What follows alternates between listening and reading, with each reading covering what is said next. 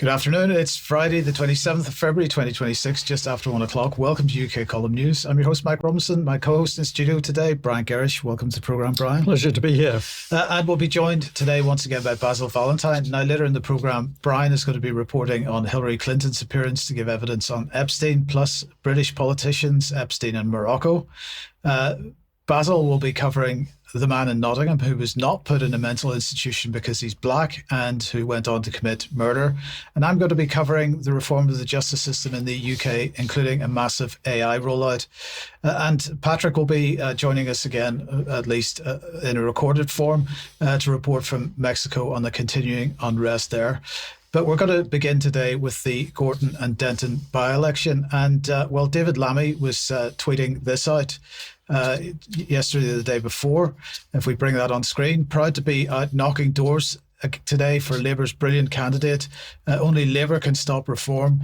If you're in Gorton and Denton, vote for unity, hope and local renewal over division and hate. Well, I wonder how that went. Was Labour the only organisation or the only party that could stop reform? Well, it turns out it was not. So let's just bring the results on screen here. The Greens won by 40.7%, Reform 28.7%, Labour 25.4%, and then the rest. The Conservatives didn't even show. Basil, let me welcome you to the programme at this point and take us through your your view on what happened last night. Great to be with you, Mike. Yes, it was a thumping great win for the Greens. That's the first thing to note. A lot of people have been predicting a very close call. Latest polls before we got the results showing a virtual three-way tie between Reform, the Greens and Labour. But in the end, the Greens got a 4,000 majority. Their share of the vote, 41%, is 4 times bigger than their previous best by-election results, and represents an increase in vote 5 times larger than anything they'd previously achieved. Worth perhaps noting, too, that the Conservative Party got just 2%. It's never been a Tory constituency, but nevertheless. Officials for Green and Labour both cited the Gaza genocide as still being a key factor. It's initiated a Labour soul-searching crisis. For many years, Labour revelled in the fact that so-called progressives had nowhere else to go. That was a quote attributed famously to Peter Mandelson, of all people. And that the fact that Labour were benefiting from the fact that the Greens were a blank party. Fill in your own word for that. The Labour minister used an expletive to describe them, but saying that Labour would be under threat should the Greens improve their leadership with a more articulate and altogether more populist leader. Well, they've got that now in Zach Polanski, and as a result, they won this thumping result. Difficult, of course, to criticise Polanski for the party's stance on Israel and Gaza, given that he himself is Jewish. But nevertheless, the opprobrium that's being heaped on the party because of their stance on Israel, Gaza, and indeed at the upcoming spring conference, they're due to debate a motion that Zionism is racism, something that's prompted an official response from the Israeli embassy here in the UK.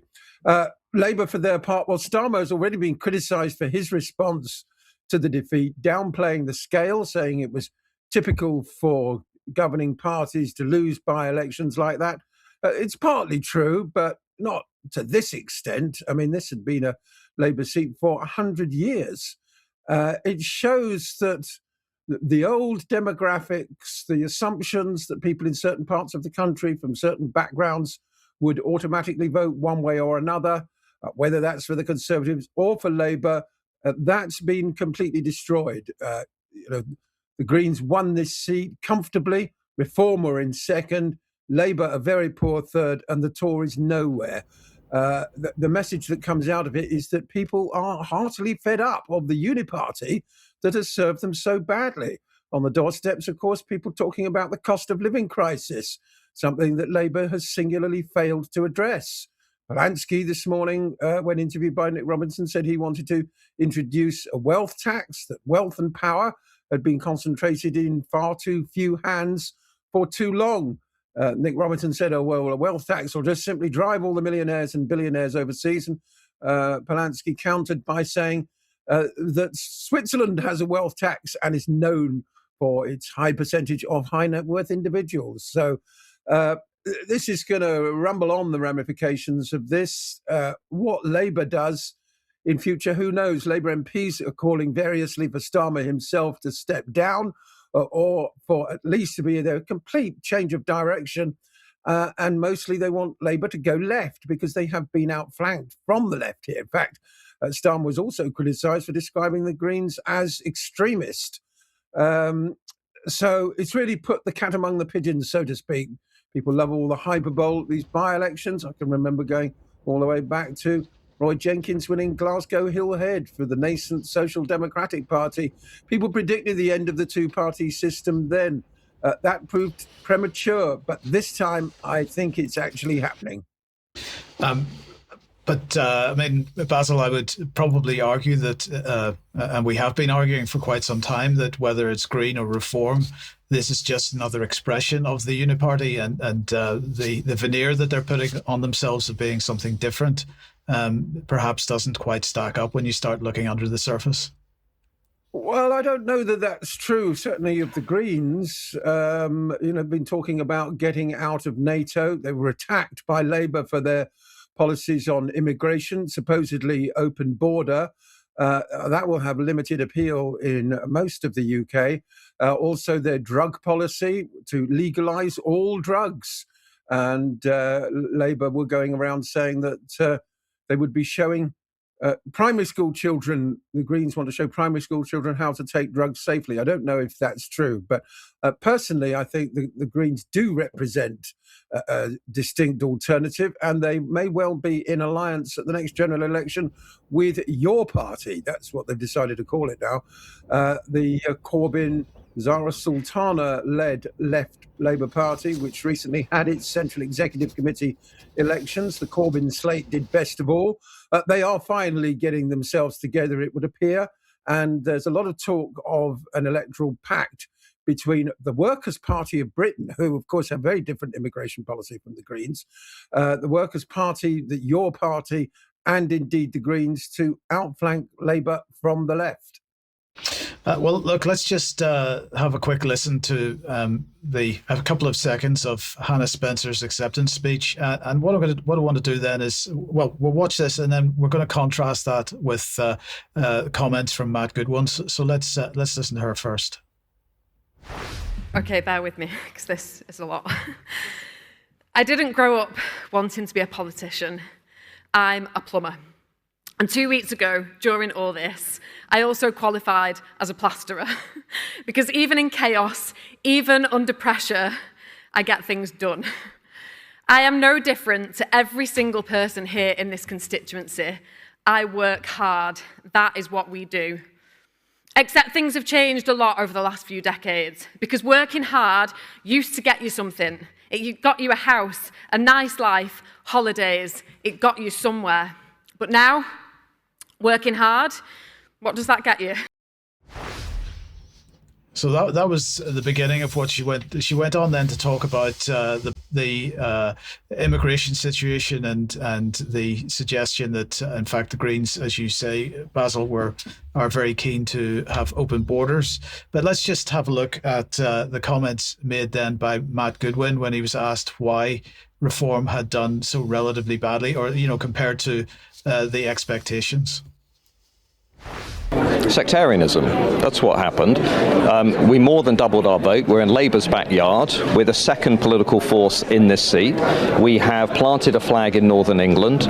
You'll have seen the reform boards up and down this constituency. More than 10,000 people voted for us. We can go on to Labour constituencies across Northern England, into the Red Wall, into Wales. We can win those seats. We will win those seats.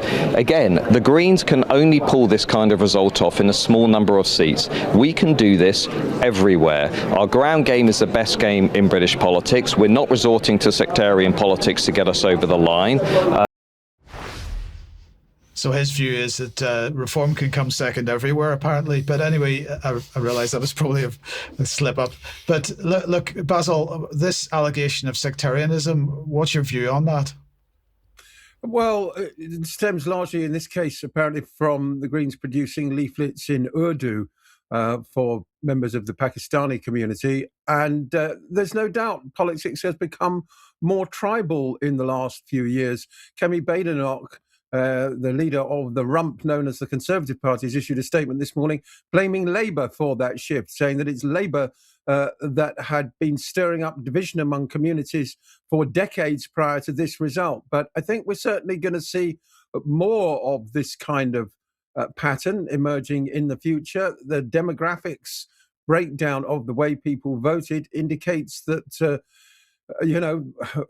for want of a better way of putting it, and Sky News did a breakdown on this, white people voted for the most part for reform. White people also voted for the Greens. Let's not forget that. But of course, the Greens also benefited from winning almost the entire Muslim vote, largely, of course, because of the Gaza genocide. So if people want to get away from sectarian politics, then a good start would be a universal condemnation of genocide.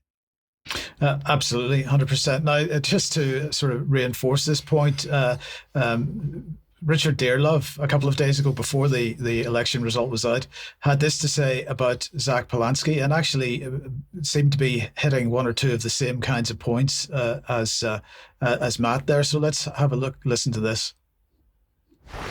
I'm afraid I do. I think his view of geopolitics is verging on the absurd. This man is really dangerous. I dislike intensely the campaign that he's running in this by-election, which is designed to capture the Muslim vote. He has made crazy statements about NATO. He's come up with some weird idea about a alliance militarily with Brazil and Mexico. I think this. Now, of course, that completely misrepresents the position that Polanski was expressing, no matter what you think about the man himself, because he was saying that Britain should be in a alignment with the EU, with other nations and also nations in the global south, including Brazil and Mexico. He wasn't suggesting just Brazil and Mexico. So, but anyway, what we should remember, of course, is who Richard Dearlove is, former head of MI6.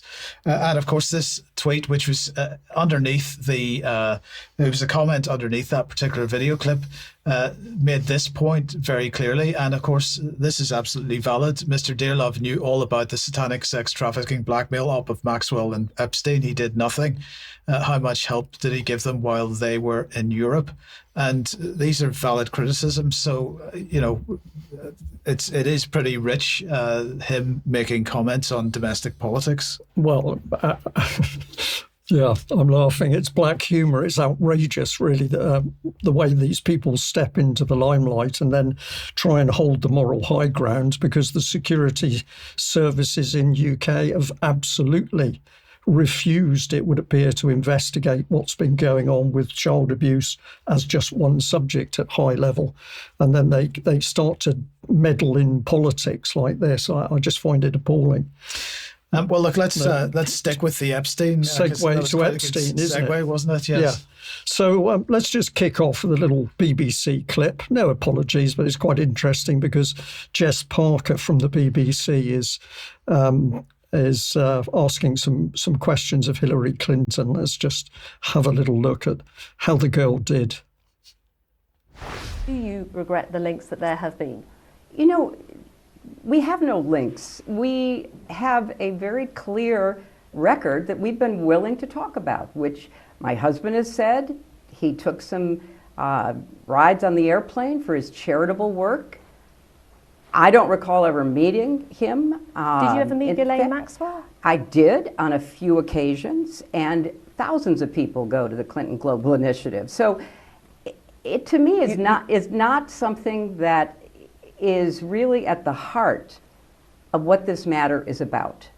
They are accused, and in both cases were convicted, of horrific crimes against girls and women. That should be the focus. And we are more than happy to say what we know, which is very limited and totally unrelated to their behavior or their crimes. And we want to do it in public because let's make this transparent. There are calls for another individual who denies wrongdoing to go before Congress on this matter. Andrew Mountbatten Windsor, formerly Prince Andrew. Do you think he should testify? I think everybody should testify. Look, including the former prince? I think everybody should testify who is asked to testify. I just want it to be fair. I want everybody treated the same way. That's not true for my husband and me because other witnesses were asked to testify. They gave written statements under oath. We offered that. They want to pull us. Why do they want to pull us into this? To divert attention from President Trump. This is not complicated. So really interesting clip. I saw that earlier on this morning. Mike, I think you were seeing it for the first time. But just fascinating to see the way that she behaves there, because I can tell you, if you look at more of that interview, she is clearly under pressure at one stage. But then she seems to gain the upper hand and says, well, yeah, we were connected, but we didn't do anything wrong. She doesn't mention weddings. Well, that doesn't come to light in this video clip that brought her into contact with Ghislaine Maxwell. But then she's saying something really interesting, that they're picking on us. We're saying we'd have put in a written testimony. We're quite happy to do that. We've got nothing to hide. My husband just got on the plane because of his charitable works. And of course, we can trust Bill Clinton when we remember back to the Monica Zelensky affair. So what is she really talking about? Well, she says she's being picked on. And in a way, I think she is being picked on because this takes the heat off the people really involved. And we've said over recent days as well that Andrew is absolutely constantly in the spotlight. But what is happening to investigate all the other high-level people? So, Mike, I don't know what you'd add to that, but I just found this a fascinating little clip. This is theatre. Well, it is, and this is. I mean, I don't know what about the guilt or innocence of any of the people that have been mentioned so far, but the fact of the matter is, the way this looks to me is throw Mandelson, throw Andrew to the wolves, throw Hillary Clinton to the wolves. Hopefully, by picking a few high-profile people, that everybody else that was involved gets away with it. That doesn't mean that anybody should be getting away with anything. Everybody should be under significant scrutiny, and there needs to be a massive investigation. Indeed.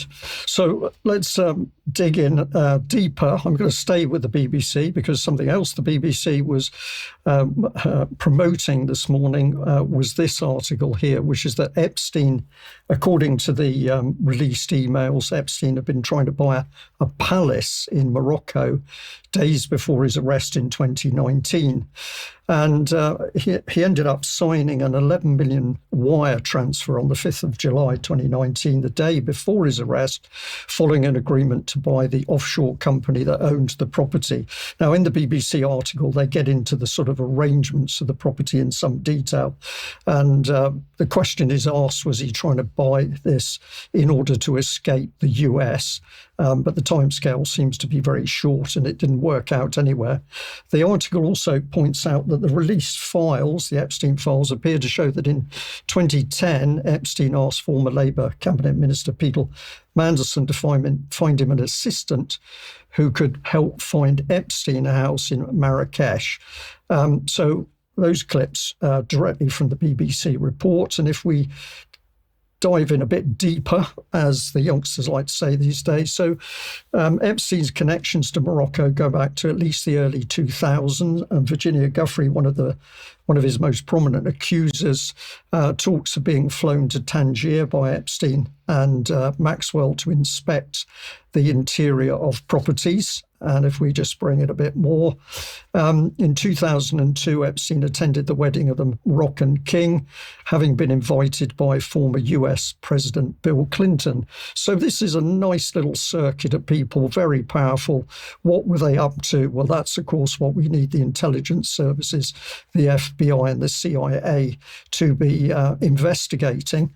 But this report is fascinating in what it tells us, because it goes on to say that the documents, the documents from the Epstein files show that Epstein made periodic visits to Morocco from 2012. He stayed in the exclusive Palmyra district, and there were a lot of expats there, including Qatari royal family people, and one of whom Epstein described as his Arab brother. And this one here, we'll end on this last excerpt.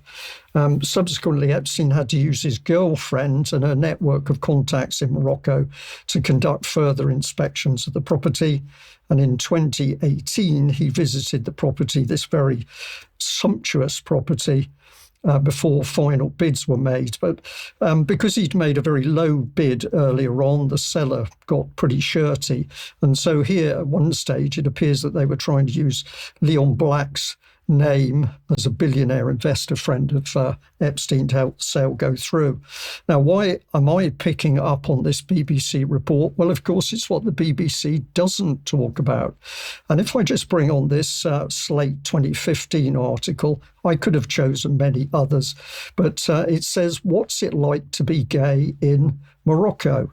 And the first thing that comes up is that it talks about a square in Marrakesh, and it says that that is the city's primary gay cruising spot after dusk. And if we bring it a little bit more of the article, they go on to say at one particular point, Yves Saint Laurent had a home in Tangier for many years, as well as a villa in Marrakesh. And the darker side of this period in Tangier's history is apparent in the diaries of the English playwright Joe Orton, which made clear he was none too fussed about the age of the boys he was picking up there.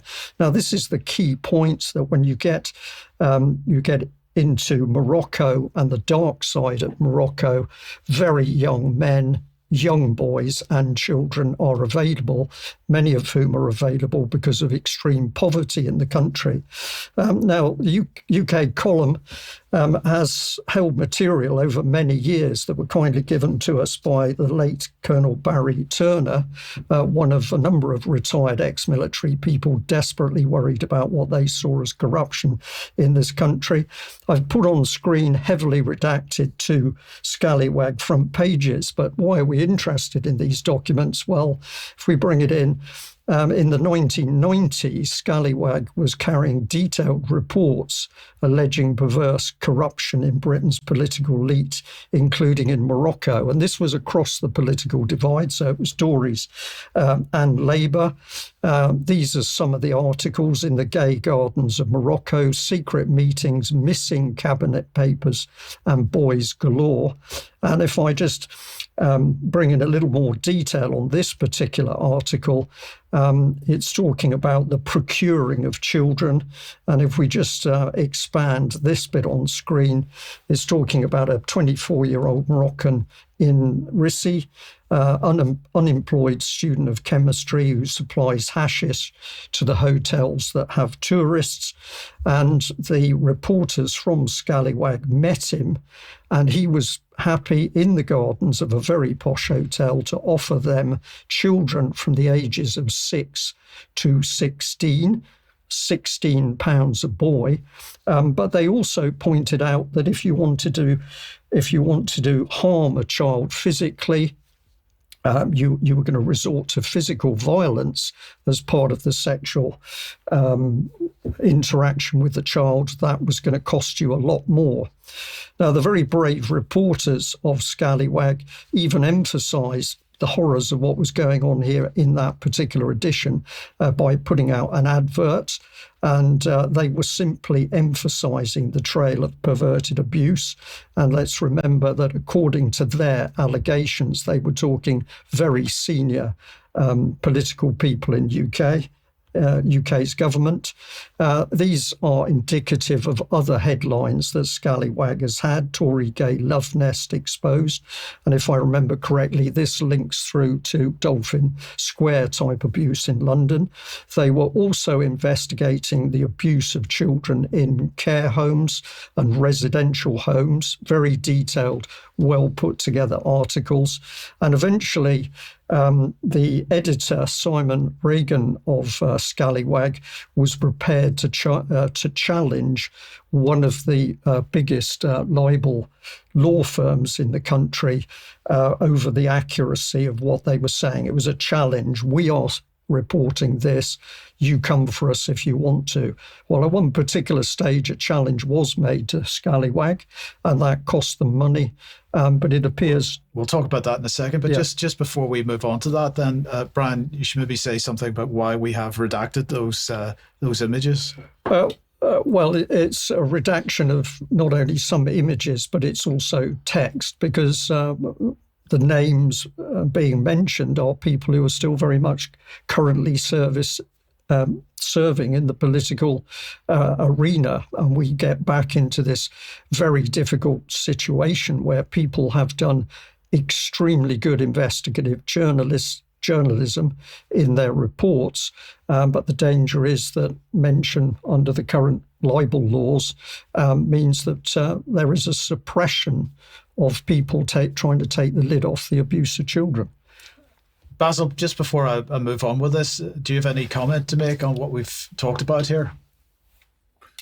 Well, only that from my involvement in student politics at Cambridge University, there were always sort of dark whispers about the activities of some individuals in the Conservative Party. Like that, it was all regarded as a bit of a joke at the time, a harmless joke, really, that there might be some Tories who like little boys and things. And of course, there's that famous quote from the former Chief Whip saying that MPs would go to the Whip's office if they had a problem, perhaps some unpaid debts or something to do with small boys. So I never came across it personally myself, but as I say, there were always sort of whispers, often in joke form.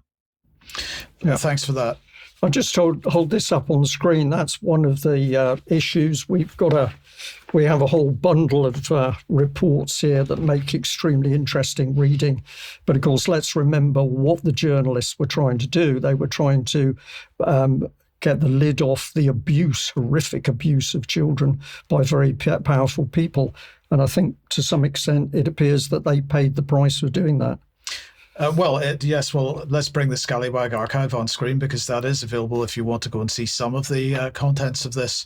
But I just wanted to highlight a couple of quotes from this website, because it says here, Scallywag most famously was sued for libel by John Major over an article claiming Major was having an affair with a domestic, Claire Latimer. This cost Scallywag dearly. Of course, it turns out that Major was having an affair, but with Edwina Curry.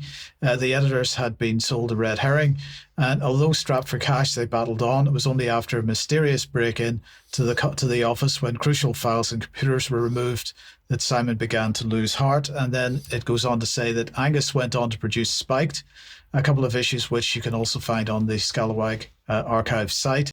Angus was killed in a car accident, in inverted commas. Simon died in 2000, aged 58, thwarted in his attempts to expose paedophilia in high places.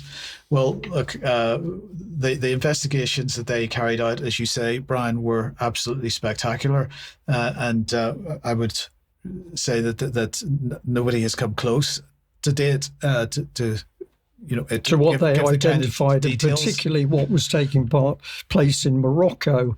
And of course, now we are seeing the links with Epstein and Morocco. Why would he want to go there? Beautiful property is one thing, but easily obtained small children at a very cheap price would be another, I would guess, attractive thing for him. Indeed. Now, related to this, of course, just a week ago, we put out a recording of a presentation that was given at a UK column event in 2015. If you haven't seen it yet, it's called From Rotherham to Epstein. Absolutely recommend everybody watches this, and please do share it as widely as you possibly can, because it is extremely important. I think that we all have an understanding of how this pedophilic system works. It is systemic, it is systematic, and it is something that has not gone away. Nothing has changed. And so we've got to be aware that whatever has happened historically, it's still happening. Indeed. Okay, let's move on to the justice system then, and let's bring David Lammy on screen, because having just returned from the AI summit in India, he then headed straight to the Microsoft AI tour at the Excel Centre in London on Tuesday to give a speech on the modernisation of the justice system, the so-called justice system.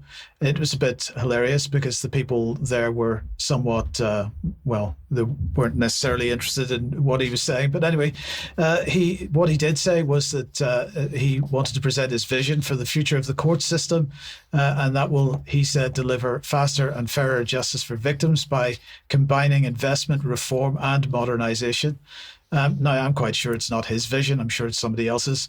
And I'm sure that it isn't going to deliver faster and fairer justice for victims.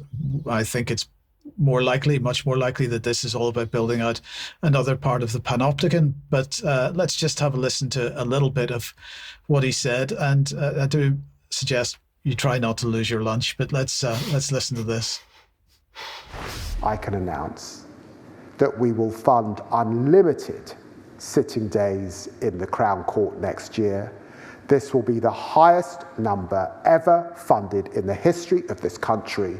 We will also fund the magistrates' courts to hear as many cases as we estimate the system can deliver, backed up by funding to recruit and train more magistrates to meet the demand, and a national campaign to boost the ranks of our magistracy, increasing its size to 21,000 by 2029. Together, this will enable the criminal courts to get through more work than ever before. And of course, it means that victims get justice as quickly as possible. It is part of a record £2.78 billion settlement for the courts and the tribunals over the coming year, which includes £287 million for the fabric of the estate itself, delivering more vital repairs and digital upgrades to court buildings up and down the country. Okay, so that's what he had to say. 2.45 billion. That seems like value for money, Brian. Let's get people into court. This is the important thing. Of course, the backlog that drives all of his agenda and Leveson's agenda as well comes on the excuse of the damage done during lockdown. But let's get more people into court. Mike, for me, this man is one of the most dangerous people in the country. Leveson's there on his shoulder, but softly spoken. But this is the state, the dictatorship being put into place in front of our eyes. Well, let's bring it back on screen then, because he set out several key measures that will be that'll be taken forward from part 2 of Sir Brian Leveson's independent review of criminal courts. I laugh at that statement, but anyway, he said that Leveson considered the way cases are listed. So the national listing framework is another thing that he's announced, and this is supposedly about standardising the process of how it's decided when cases are heard and so on.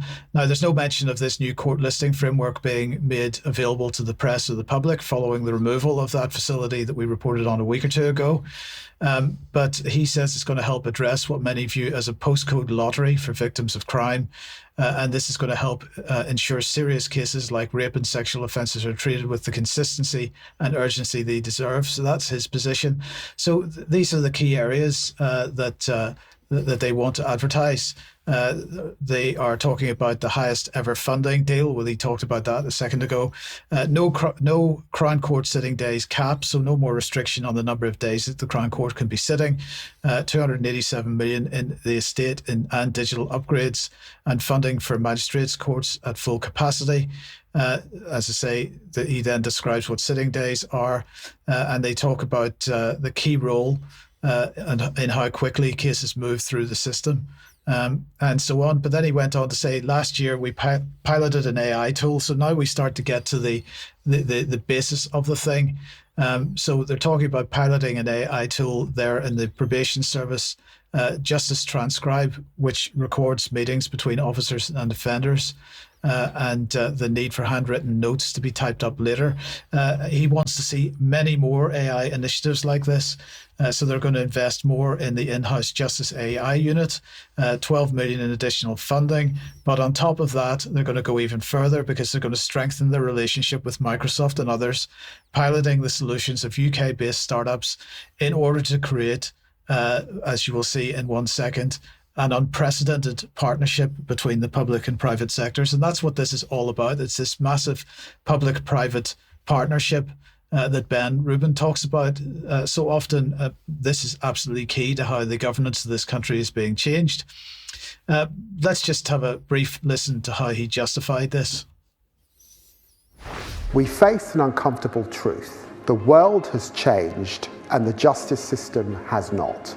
From our huge investment in our courts, bigger than ever before, to our comprehensive reform programme, the biggest since 1971, we will renew the system after years of decline so that it's serious about justice as it exists today, and once again we're able to deliver the swifter outcomes that victims should be able to expect and have always deserved.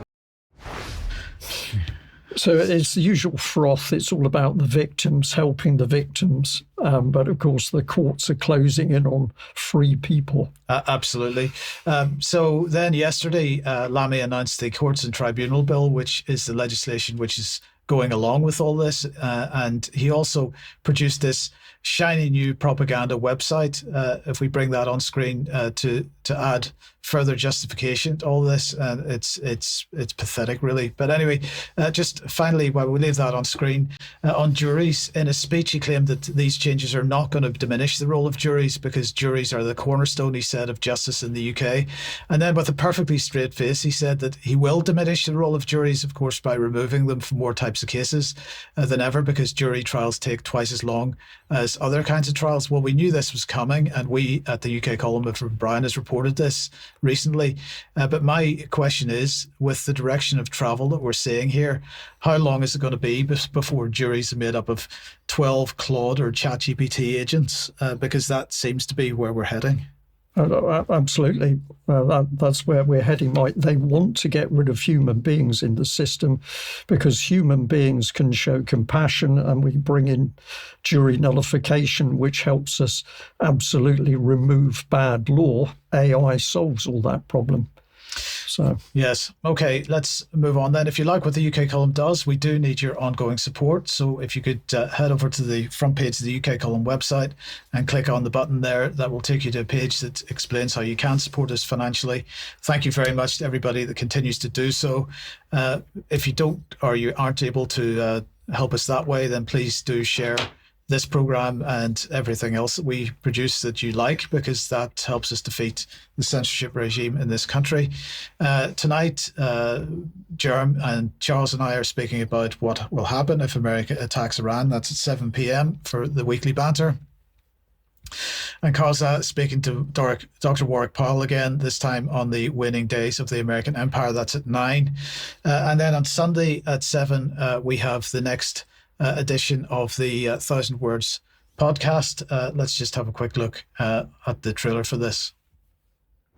The threat is if you leave the cult, God will come down and smite you. Just everything's shattered. Like, you know, there is no democracy.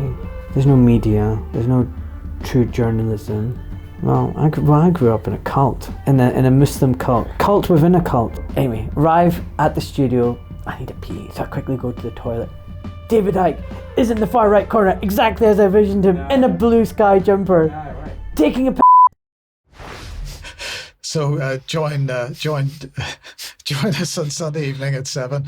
Doc Malik there, the guest of Jake Fern, to be painted. So, and I believe you're not too far away from this yourself, Brian. From what, Mike? From a portrait. Well, yes. Portrait, the last time I saw it, had been sort of 90% completed. I think I got off pretty lightly. It was a very enjoyable experience because we had a lot of fun talking. But sat in the chair. I did mention the dentist at one point, which I don't think I think that made Jake laugh actually. But we will see what the audience think of my portrait. I'm shaking my head. Yeah, but that's for a future month. Doc Malik is the next one, so join us at 7 on Sunday for that. An article from Mark Anderson on the website now, if you haven't seen it yet. Amid the bankers' diversionary tantrums, let's examine their monetary mechanics.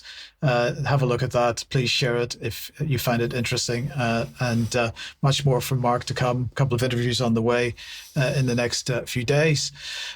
Right, Brian, on Monday's program, you showed a little bit of Patrick's initial report from Mexico on what had been happening there following the killing of the drug lord.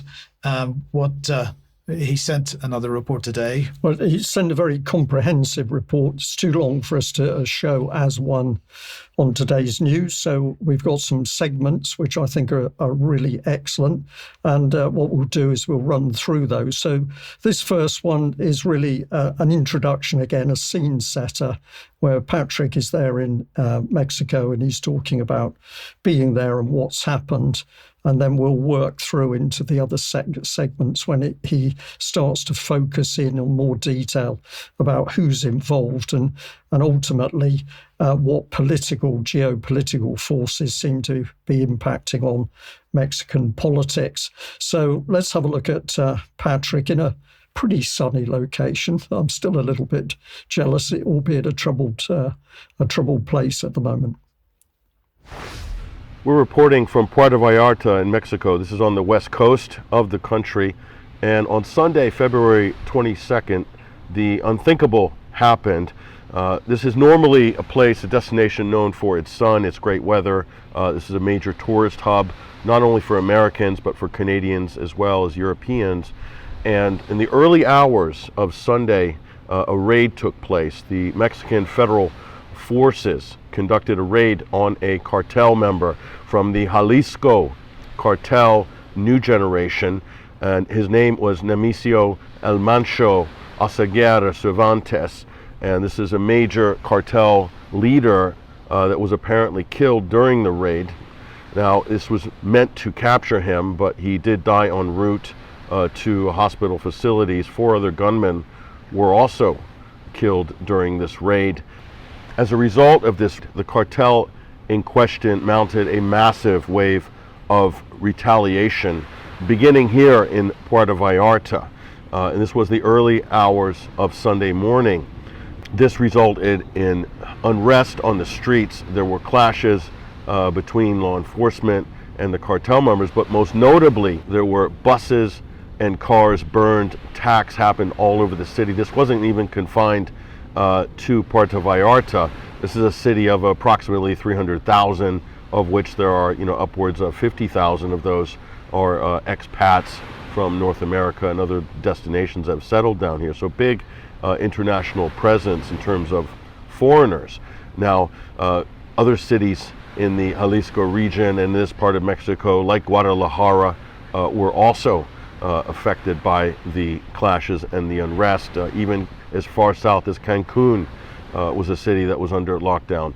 Now, the raid took place in Tapalpa. Now, this is known as a sort of cartel stronghold, which is located approximately 400 kilometers southeast of Puerto Vallarta, where we are now. But the retaliation was all across the city. Buildings were set on fire. We have been given footage from some of the people who live here. We'll show some of that. But buildings were set on fire, cars set on fire, buses as well, taxis. We even have one report of a taxi which was attacked outside or very near the conference center where we were participating.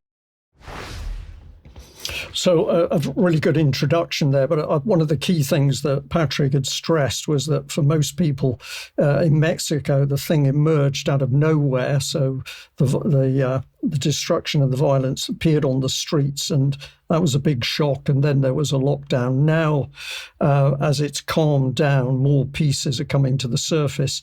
So in this next report from Patrick, he's having a little bit more about the drivers.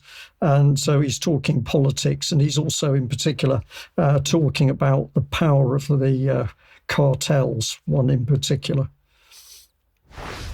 This was deemed by the Mexican authorities as a código rojo, which is code red, so major civil emergency. And, you know, looking at this, just stepping back, my initial evaluation, my initial feeling was this was a power struggle. This is a constant power struggle between law enforcement in Mexico. It's not confined to Mexico, of course. There's other Central American countries where this power struggle is ongoing, and of course the cartels, and various government agencies and the various cartels.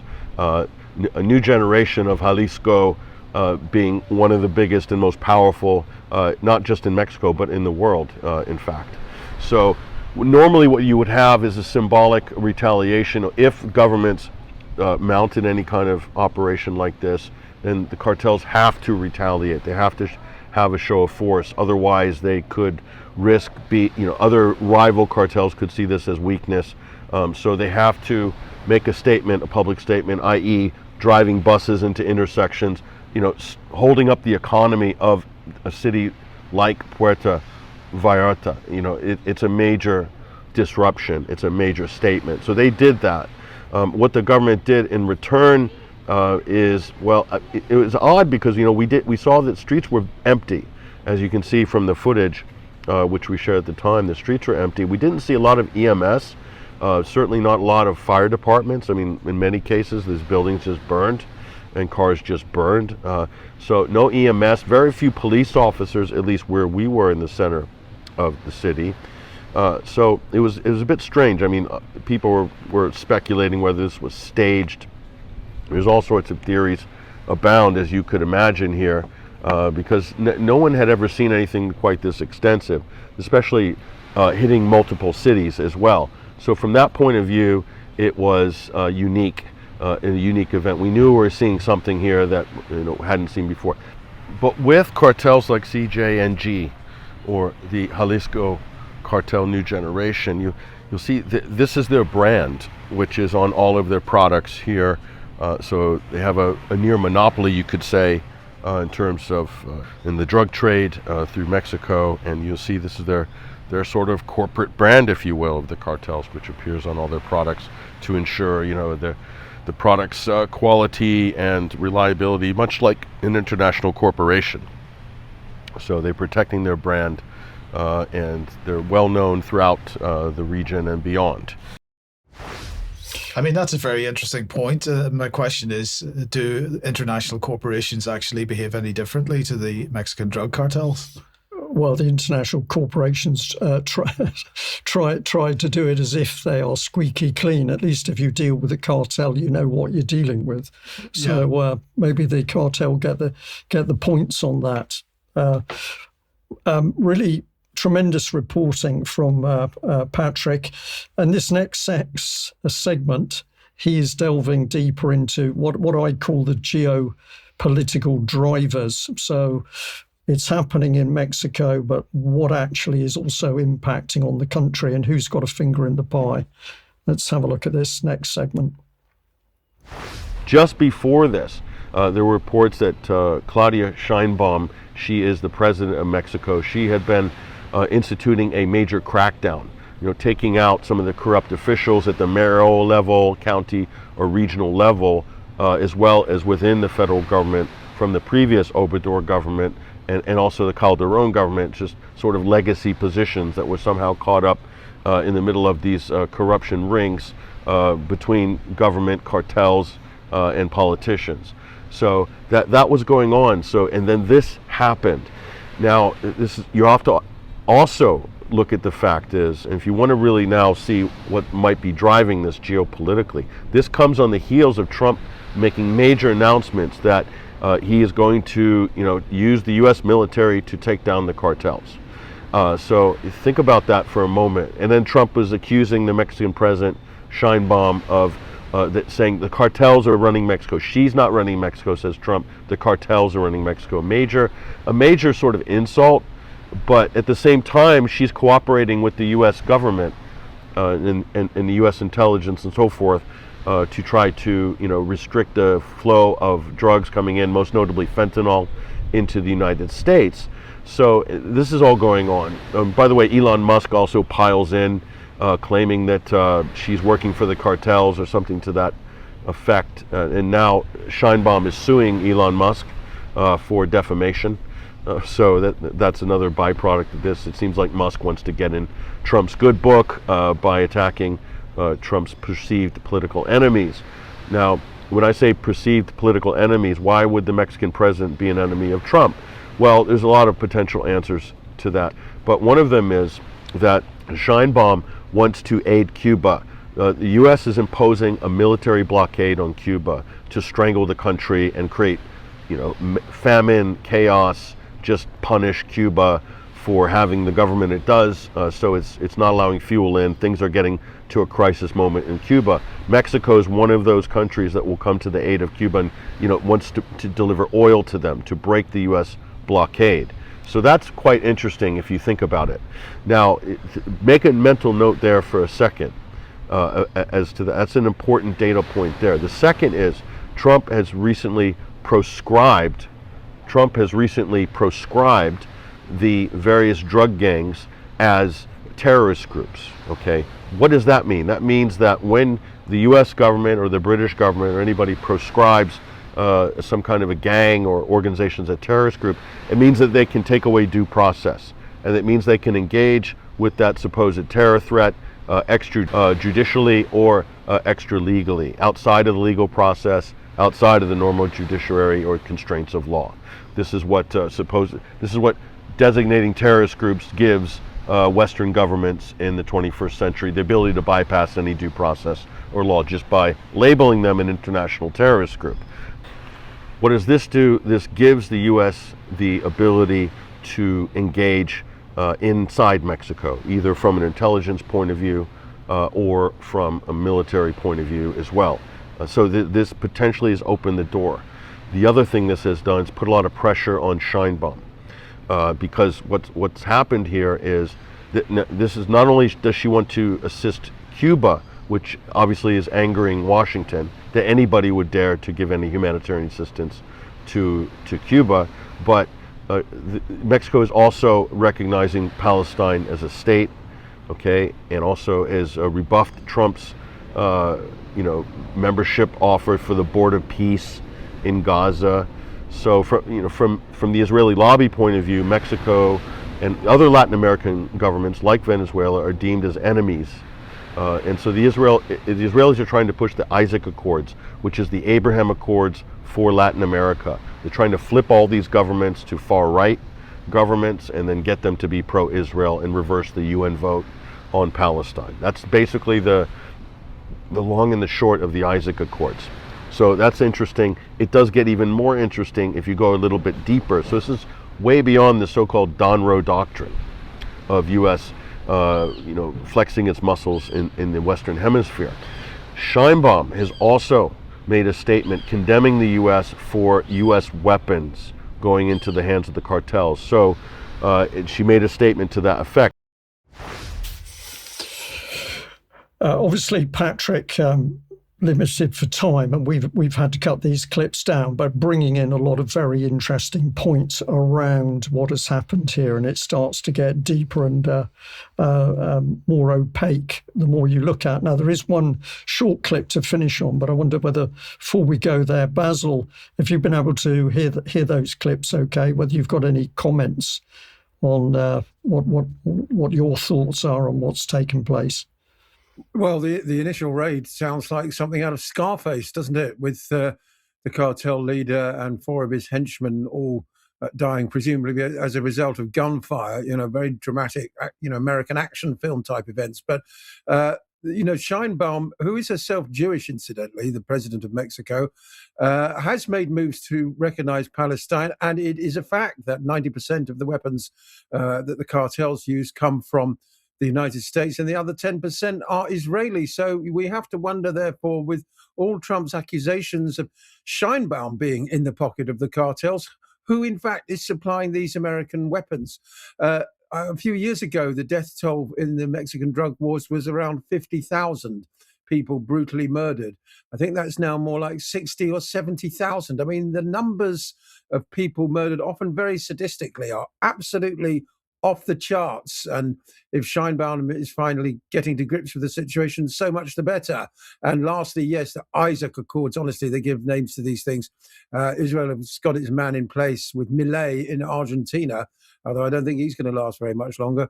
And they would dearly love to see that replicated. They've got recalcitrant leaders in Brazil and Colombia, amongst others. So we'll have to see how that develops in the coming months and years. Yeah, Basil, thank you very much for that. And a nice little segue into Patrick's last comments. You've mentioned weapons. Let's hear what Patrick has to say. Now, we've been covering this for years at 21st Century Wire, Operation Fast and Furious. We've documented this problem, an ongoing issue, but this recent report by Freddie Ponton, which we filed this week, a great investigation by a great journalist there, he is basically saying that most of the weapons in Mexico are Israeli and American origin. Huge amounts of Israeli weapons, as well as 150,000 50 caliber rounds that were also traced to the U.S. military. And what you have to realize is these cartels, like Jalisco cartel, New Generation, they're armed to the teeth. I mean, here's a video from 2020 where you can see just how well armed and equipped they are. So in some cases, probably be better equipped than the Mexican military in some cases. So there's that to contend with as well. We also have the Ukrainian Foreign Legion recruiting from the Mexican, Latin American, Colombian drug cartels to train fighters to fight in Ukraine, to learn UAV, drone training, as well as urban warfare tactics, and then ostensibly bringing those back to Mexico or back to Latin America on behalf of the cartels. So that the PMCs, private military companies, were actively recruiting among those sectors to bring them to Ukraine. So this was also reported and confirmed by Russian SVR intelligence. So there's that Ukrainian angle as well. So the U.S. would have full knowledge of this because they were effectively managing operations in Ukraine. So for anyone in the U.S. or U.S. intelligence to play dumb on this, it would be disingenuous. So clearly a lot more to be said on Mexico because there's many fingers in the pie, and very interesting that the darker those and more dangerous those fingers are, the more trouble there is for the Mexican people, which is a common theme we're seeing in countries around the world.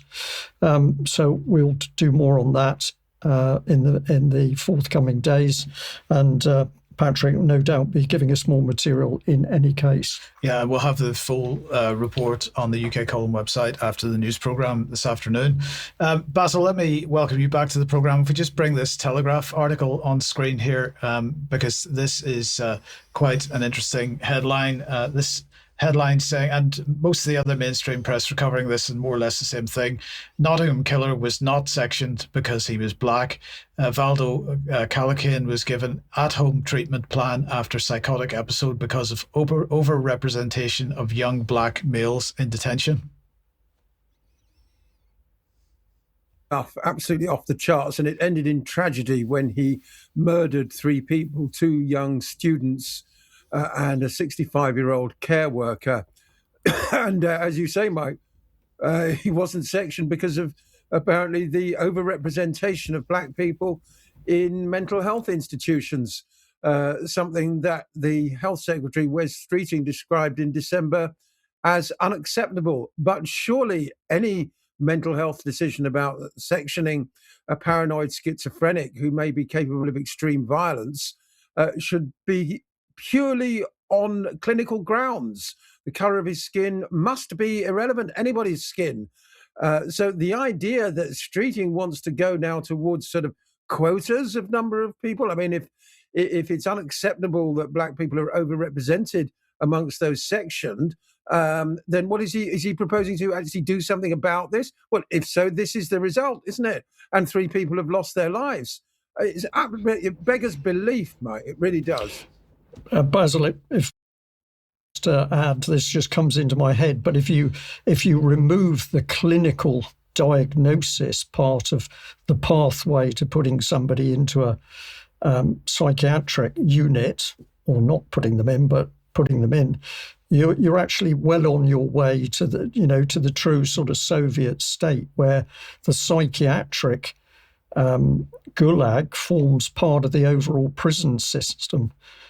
So I wonder whether something a lot darker is going on here. This is meddling, possibly just to see how the public reacts to this. Well, we can talk more about this in extra, because I want to bring in the parallels between this type of incident and the way that the grooming gangs were permitted to continue their activities, Indeed, yeah. Allegedly because the people in positions of authority were worried about being perceived as racist in some way. So anyway, we'll talk about that in extra, but let's finish with this, because on Wednesday, Charles was talking about the threat from the Pentagon to cancel Anthropic contracts if Anthropic did not lift safeguards. And if you remember, the article said that Pete Hegseth had met with Anthropic CEO on Tuesday at the Pentagon amid a dispute over the AI firm's usage policy, which bars its model Claude from being used for mass surveillance or to develop weapons that can be used without human oversight. Now, quick as a flash, on literally within 24 hours. Just put that back up on screen a second, Chris, if you don't mind. Quick as a flash, this happened because Anthropic published a new posting here, their responsible scaling policy version 3.0. That was published on the 24th. And it says this, it says our new RSP introduces a requirement to develop and publish a frontier safety roadmap, which will describe our concrete plans for risk mitigations across the areas of security, alignment, safeguards, and policy. Rather than being hard commitments, these are public goals that we will openly grade our progress towards. We may never get there, but we'll head towards them. This strategy of non-binding but publicly declared targets borrows from the transparency approach we've been championing for frontier AI legislation, although it provides the public with much more detail than this required under existing legislation, and from the successes of our previous RSP versions. So they have caved completely to Hegseth's threats to withdraw funding and withdraw contracts, and they've removed the limitation on the use of their AI product for war fighting purposes. And I think that is pretty much says it all, doesn't it? It does, Mike. Yeah. But everything seems to be becoming more obvious in this crazy world, but more discussion in extra. Yeah, so we will be back in a few minutes for UK Column News Extra. If you UK Column members, stay on the live stream, and we'll see you there in a couple of minutes. Otherwise, have a great weekend. Don't forget Jerm and Carl tonight, and also Doc Malik at 7 p.m. on Sunday. We'll see you on Monday at 1 p.m. as usual. Have a great weekend. Bye-bye.